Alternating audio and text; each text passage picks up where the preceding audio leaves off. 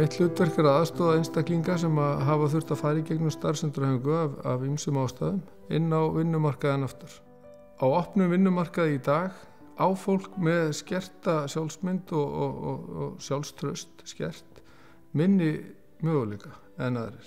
Það eru mikla kröfur og það kemur skýrt fram í atvinnuauglýsingum þar sem jafnvel óskað eftir snillingum að þau eru hikandi við að sækja slík störf og þurfa oft aðstoð við að komast á stað og það er gríðarlega dýrmætt og mikilvægt fyrir vinnumarkaði en að vera opinn fyrir svoleiðis. Þannig nýtist starfsendurhæfingin og þannig má segja að lokist hringurinn.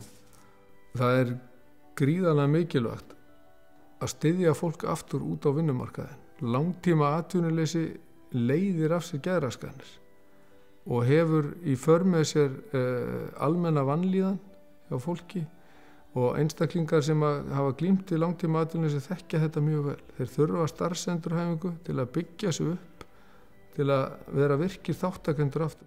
Ég er í 25% vinnu og það hjálpa mér svo mikið. Það gefur mér að ég er í þessu samfélagi og er að starfa.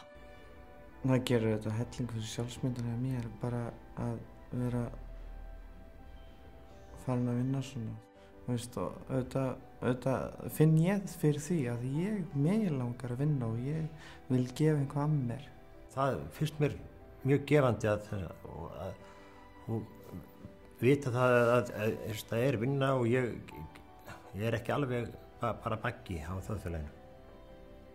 Þetta fyrst og fremst bætaði mína sjálfsvirðing. Ég er að vinna eitthvað nýtt sem ég er ekki búin að vinna áður.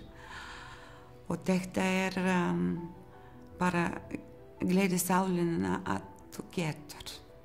Og ég er pínulítið svona stolt af mér sem gera gott í starfinu í dag, ég held.